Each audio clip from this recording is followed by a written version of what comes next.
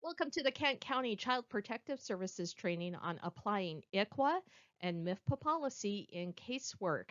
This training was originally given in October of 2022, and at that time, all information and policy cited was current. My name is Brenda Rigg, and I'm the Native American outreach worker in Kent County.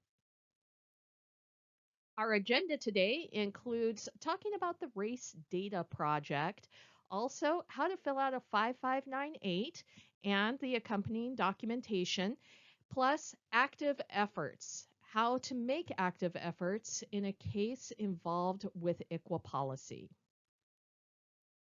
To date, 574 tribes are federally recognized in the United States, and even more tribes are not yet recognized as sovereign nations. We need to be aware that we live in a state with many borders, including an international border. And in North America, which is also known as Turtle Island, there are tribes referred to as First Nations as well. Those are in Canada. Plus, we know when Hawaii was added as a state that Hawaiian natives were indigenous to those islands. And although they are not yet recognized as a sovereign nation, they are indigenous people. So we have political boundaries bumping up against former cultural and traditional boundaries and reservations. I show you this traditional lands map, not to overwhelm you, but hopefully give you perspective on the number of different tribes and cultures you may encounter. You're probably going to need some help with Native American cases and bridging cultural gaps, and that is okay. The only thing that is not okay is ignoring that you have a unique type of case when you have a Native American case and not asking for assistance. The passing of the Indian Child Welfare Act in 1978 was meant to help. Here in Kent County, we have three tribes that are nearby. The Gun Lake tribe, also known as the Machibenashiwish, the Nottawasepi Huron Band of the Potawatomi, and the Little River Band of Ottawa Indians. They are each sovereign governments, and when we encounter their citizens, we need to contact the tribe. Of course, we're going to encounter more than just citizens of those three tribes. Remember the history of what happened to all the people who previously lived on the land where you now live. That history affects all of our lives every day. We call our part of the world America because of events that happened hundreds of years ago. We're speaking English today because of events that happened in the history of colonization. Here's another version of the native lands map right around the time colonization started here. You can see in white areas that European settlers first claimed. And look at the diversity and culture and language and belief systems that were varied across our land. Now, let's consider if we take away all of that diversity and just put it into one color. We'll make it green in the next map, and we're going to call the green group the indigenous group. This map is dated 1784, and it gives us an idea of just how far European settlers had colonized into what we now know as the United States by that date. And we were already known as the United States by then. Here we are some 30 years later, and consider how you would feel if you were living on the edge of what the colonists were calling the frontier. As you could see, they were making their way into your territory.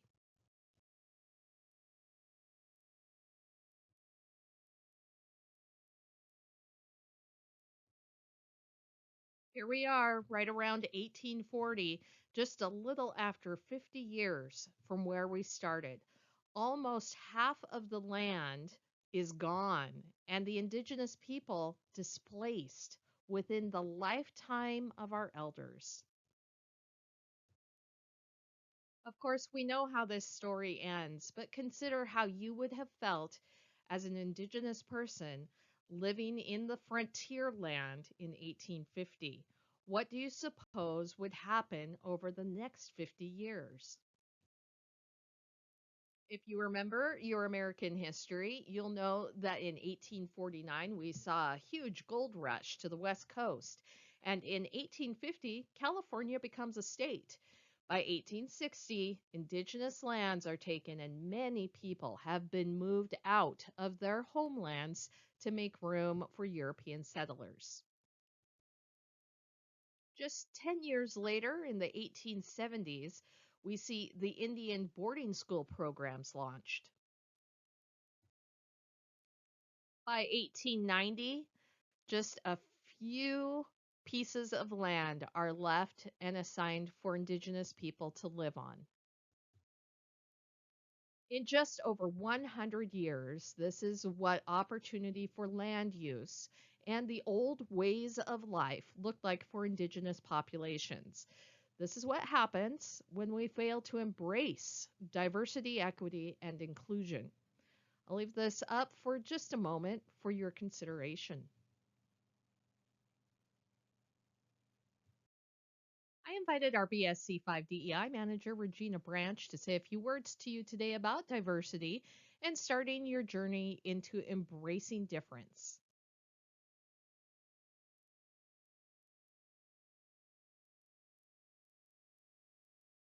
My name is Regina Branch, and I am the BSC5 DEI Manager. Diversity, equity, and inclusion is important to not only our workspace, but our families. DEI impacts productivity, retention, and morale within our workspaces by ensuring that all employees have equitable treatment and opportunities. We want all within BSC5 to know that they are respected, no matter how they identify, and that their input matters. Did you know that 80% of people say inclusion is important when selecting an employer?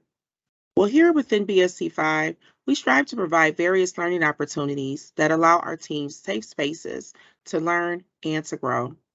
We are honored to serve in the most diverse region within the state of Michigan, and every family and their culture matters here. It is important that we take time to build our cultural competency, understand the communities we serve, and give them our best services, care, and utmost respect. Thank you for participating in the training today.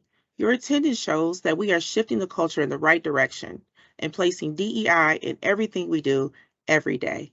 Thank you.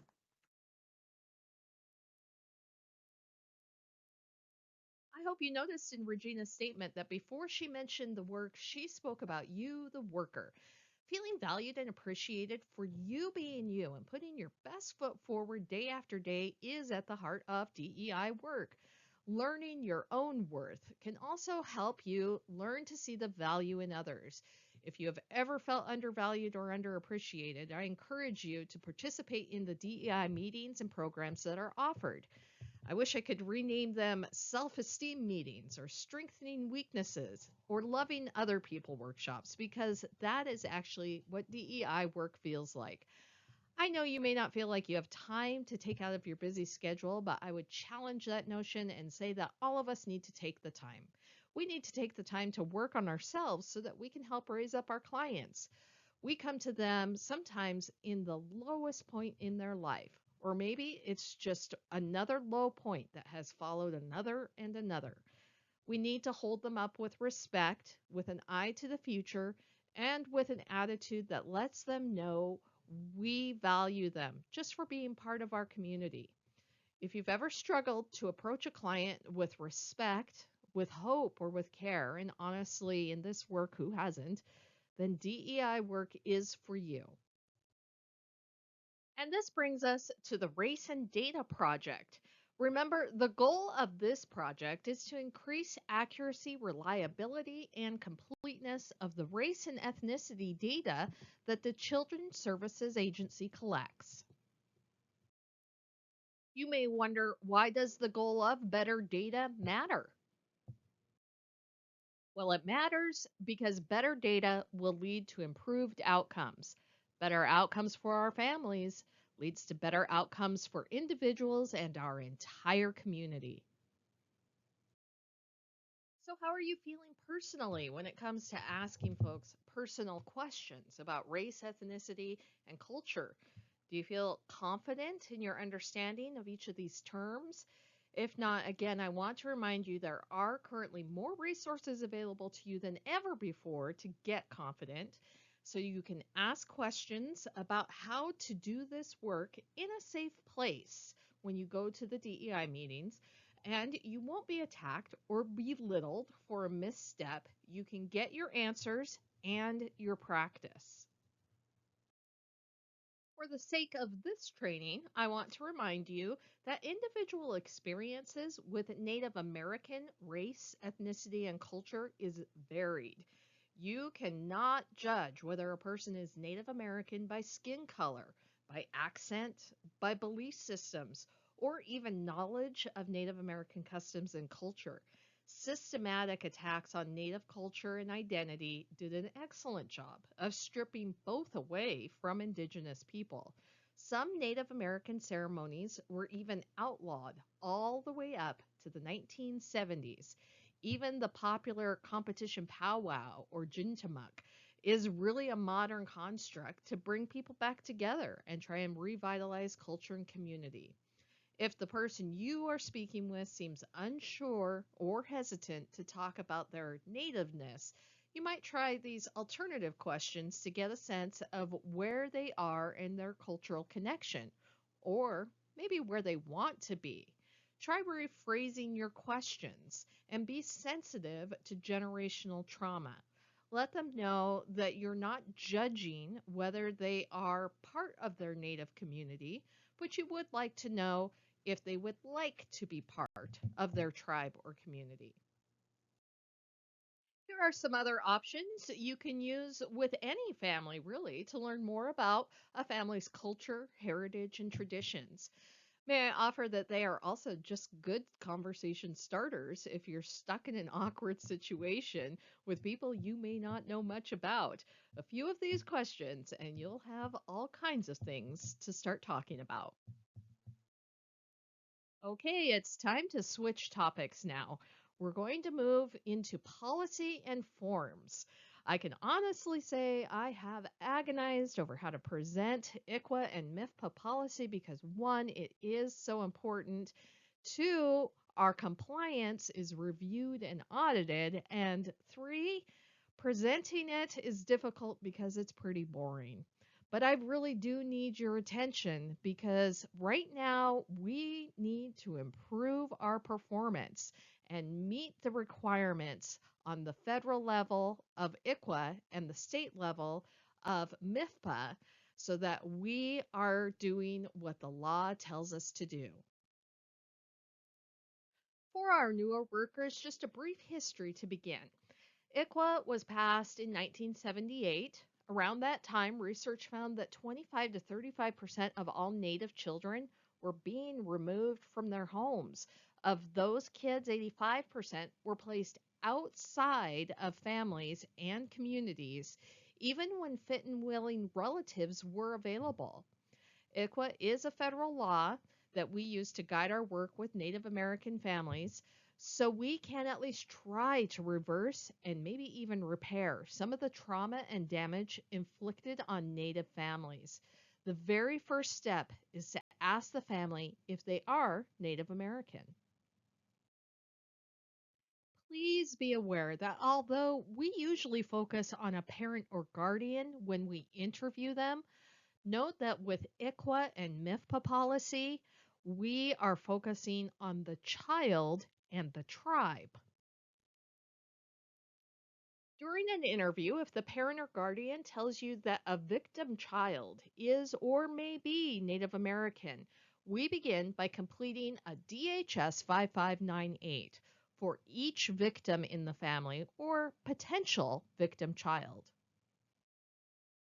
I know that filling out the DHS 5598 is just the first step when dealing with an ICWA case, but it's also one of the most prone to mistakes. So let's make sure that when we fill out 5598s in Kent County that we're using the correct version of the form.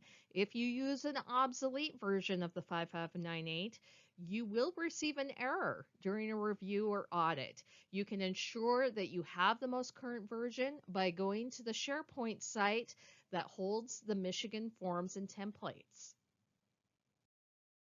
Once you know you have the most recent version of the 5598, begin at the beginning, Section 1.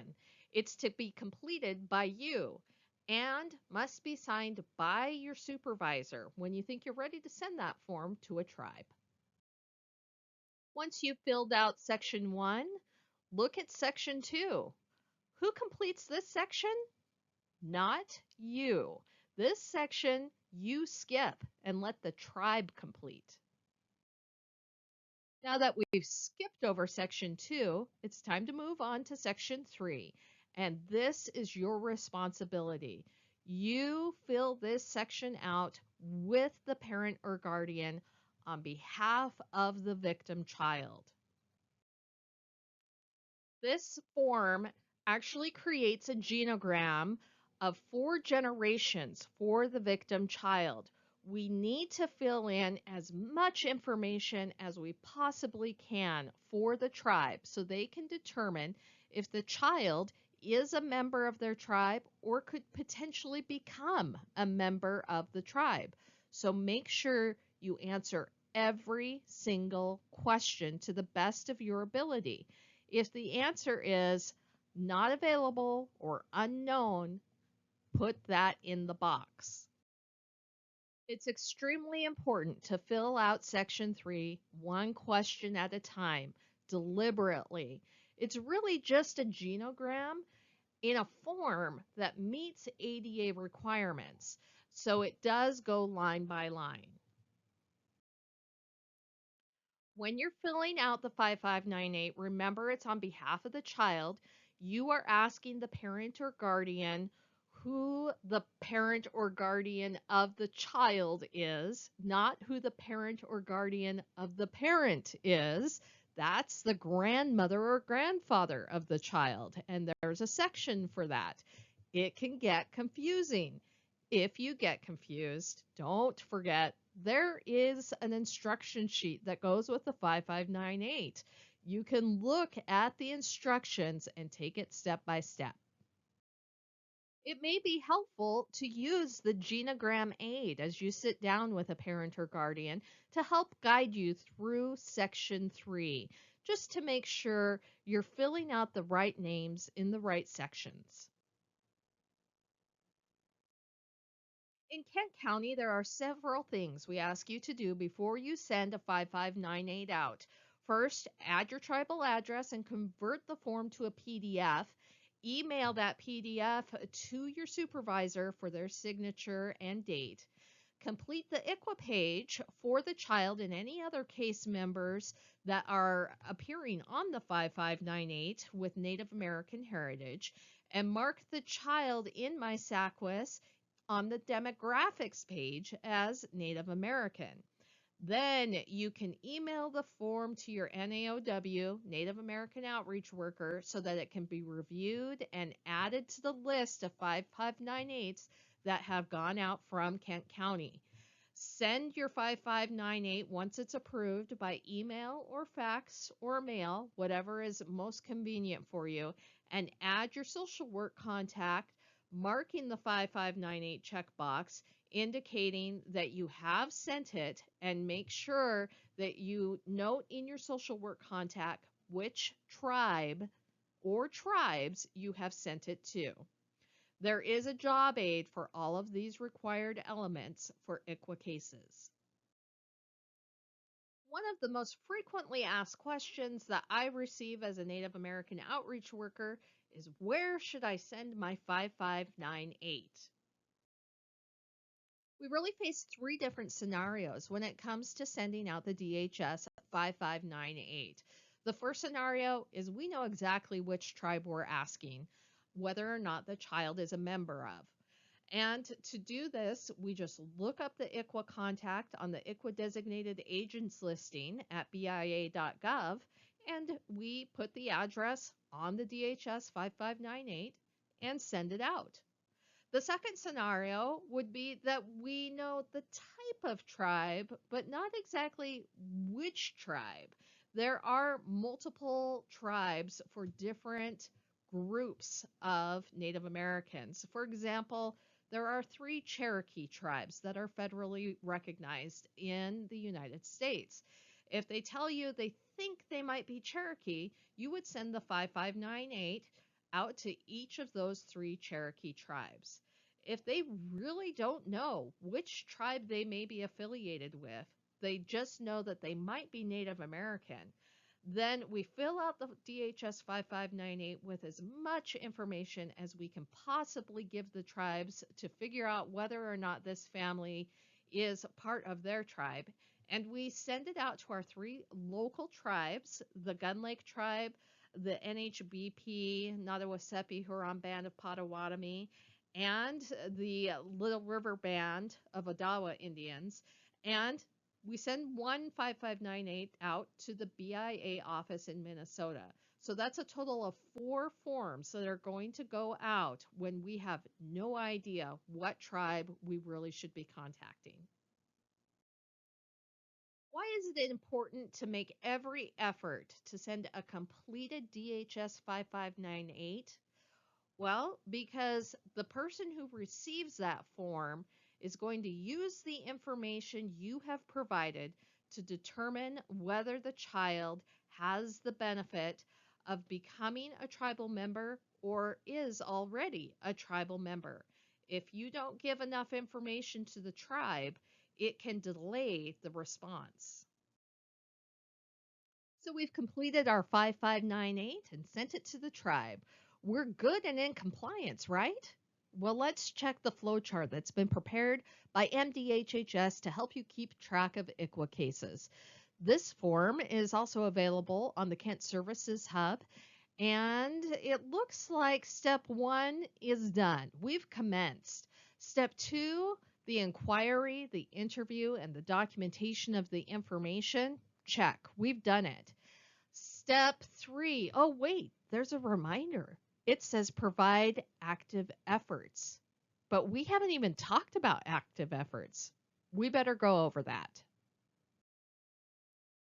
Active efforts are described in the Indian Child Welfare Act as important steps in providing remedial services and rehabilitative programs to prevent the breakup of an Indian family. Correcting past practices that tore apart families can really feel like taping together a ripped up piece of paper. All the pieces may still be there, but it is very difficult to repair. And that is why ICWA calls for active efforts on the part of the caseworker. Active efforts are a tool to prevent the removal of children from the home. Not only must you make active efforts, you must document your active efforts to prevent the breakup of the Indian family.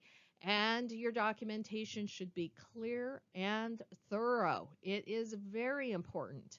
It is the law, and judges are trained to look for or ask about your active efforts and the documentation in the case. So we've started our active efforts, but now look, we've got mail. It looks like the tribe replied to our 5598. What do we do now? Let's check the flow chart to see what we should do next. Step 7 says what we need to do when we've received verification from the tribe. Whether or not the child is confirmed as a Native American child or not, we need to upload the response to my SACWIS. Check section 2 of the 5598. That's the one we skipped and left for the tribe. We need to see if the tribe has entered any requests for documentation there. We should also reference MIFPA agreements that the state may have with the tribe and also follow any redaction protocols. So we've opened up our communication with the tribe. We've given them the information they may have requested, and we need to continue now to provide active efforts to the family. Look here at the bench card for judges that may hear about a removal in a case for a Native American child. I'm not going to read this entire card to you, but let's focus in on one box that can really make a difference in your case as a caseworker. You may have gathered all kinds of clear and convincing evidence that continued custody of this child by the parents may result in emotional or physical damage. But you must be prepared to show that you've provided active efforts to the family before the judge can remove that child. The top box reads, is there proof by clear and convincing evidence that active efforts were made to provide remedial services and rehabilitative programs designed to prevent the breakup of the Indian family, but the efforts were proven unsuccessful? If you cannot show your active efforts on a case, then removal will not be permitted, even if there is evidence that it may result in harm to the child. It may be surprising to you to realize that your lack of effort may result in a judge being unable to remove a child from a dangerous situation. But let's not let it happen. Make sure you're making your active efforts on ICWA cases. Here are some examples of differences between simply reasonable efforts and active efforts that are required in ICWA cases. For example, a reasonable effort would be choosing standard items for the case plan. An active effort would be working with a tribal representative and the parents to identify goals for the case plan and the resources in order to meet those goals. It's a step up from just the reasonable effort. A reasonable effort may be giving the parents a list of parenting classes. The step up to an active effort would be going over the list of parenting classes with the parents, locating a culturally appropriate class, and even assisting the parents in signing up for classes that their schedule will allow them to attend, and maybe even transporting them there. Active efforts mean just a little bit more effort on your part. Finally, as we wrap up this section on court proceedings involving ICWA, a word on qualified expert witnesses. Providing a qualified expert witness in court with knowledge of social and cultural aspects of Native American life is the burden of the state or the party attempting foster care placement. Often tribes will have people that are acknowledged to have that specific knowledge, but it is not the tribe's responsibility to provide those individuals to the court. You may ask the tribe, however, if they know of someone that could be a qualified expert witness. Let's check back in with the flow chart. We've talked about qualified expert witnesses, which is referenced on step 10. And remember, step 11 says that if you do need to go to court, all notices need to be sent using a DHS 120. And don't forget to attach a copy of the MDHHS 5598 and the court petition. Like I said at the beginning, these cases can get complicated. It's important that you ask questions as you go along because not every case is going to fall under these guidelines. And in fact, it's not going to come up all that often for you, but when it does, following the law is very important. Native American cases related to ICWA and MIFPA can become difficult, and it's easy to get lost in the details. But as we wrap up this training, let's recenter ourselves onto why we do this work. It's for the families and the children. Recently, Kent County CPS workers had a foster care youth panel, and it was touching and concerning at the same time that so many needs of our children are still not being met. And I'd like to highlight some of the things that the kids shared with us. One is that their identity is tied to their birth family, even if they don't live with that family. Let's remember that we need to let them explore their identity in ways that are appropriate through pictures or culture study. And this is for all children, not just Native American children. Our foster youth have also told us that they would like more adult living skills, and providing those skills to the youth or to their parents can be seen as active efforts. Some of the things that the kids brought up were learning how to get into college, learning how to do their own taxes or budgets, maybe getting a driver's license, or learning how to navigate public transportation. There's lots of creative ways to be active in a case and provide new skills to parents and children that will help them in their future. And finally, this bit of wisdom that has come from our youth: a caseworker can come across as intruding or dictating, or as listening and helpful. Remember, one bad worker can destroy trust in the system for future workers. So make sure you're doing your best for yourself, for your families, and for your coworkers. This concludes our training for today. Thank you for your attention and for all your hard work for the families and children of Michigan.